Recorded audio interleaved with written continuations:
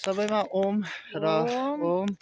आज ओम चाहिँ एकदमै मौसम चाहिँ एकदमै चिसो छ, हेर्न सक्नुहुन्छ, केही पनि देखिँदैन, एकदमै इन्भाइरोमेन्ट एकदमै चिसो छ। र अहिले बिहानको 6:30 भइसकेको छ, 6:30 र हामी योगा गरेर निस्केको छौँ।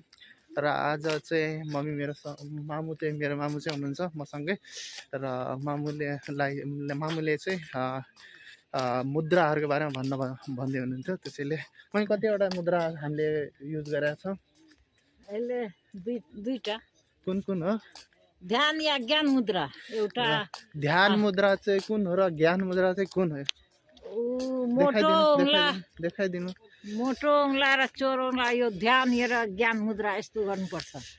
अनि वायु मुद्रा यसो मोटो औँलाको जरामा यो चोर औँला हालेपछि यो वायु मुद्रा भयो।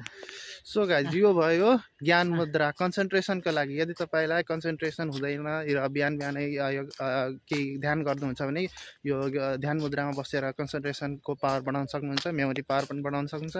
त्यसपछि हाम्रो वायु मुद्रामा बसेपछि तपाईँलाई ग्यास सम्बन्धी समस्या, कुनै समस्या छ भने तपाईँले वायु मुद्रामा बस्न सक्नुहुन्छ। त्यसपछि चाहिँ छ हाम्रो के भन्छ भने योगामा चाहिँ हाम्रो भन्छ सबैजनाले नलेज के छ भनेपछि हाम्रो शरीर चाहिँ पञ्चभूतले बनेको हुन्छ।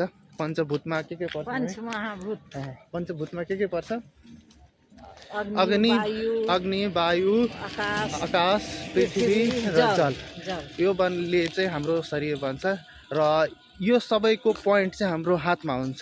जस्तै अङ्गुठामा भयो अग्नि, त्यसपछि भयो वायु, त्यसपछि भयो आकाश, त्यसपछि पृथ्वी र त्यसपछि लास्टमा छ हाम्रो जल। र यसले चाहिँ जलको प्रतिनिधित्व गर्छ। त्यसपछि यसले पृथ्वी, त्यसपछि यसले आकाश र यसले वायु र लास्टमा अङ्गुठाले। सो ध्यान मुद्रामा बस्दाखेरि चाहिँ अग्नि र वायुको औँठाले पिन्च गर्ने, हल्का दबाउने, जसले गर्दाखेरि ज्ञान मुद्राको फर्मेसन हुन्छ। र ज्ञान मुद्रामा बस्दाखेरि एकदम कन्सन्ट्रेसन पावर बढ्छ। र डेली ज्ञान मुद्रामा बस्यो भने तपाईँलाई एकदमै फाइदा हुनसक्छ। र आजको इन्फर्मेसन चाहिँ कस्तो लाग्यो तपाईँलाई? हेर्न सक्नुहुन्छ वातावरण त एकदमै हुसु लागेको छ, एकदमै केही पनि देखिँदैन। यदि तपाईँलाई यो इन्फर्मेसन राम्रो लाग्यो भने लाइक, सेयर र कमेन्ट गर्नु होला र फलो गर्नु होला यस्तै इन्फर्मेसनको लागि। र डेली योगा गर्नु होला, बिहान उठ्नु होला। र धन्यवाद।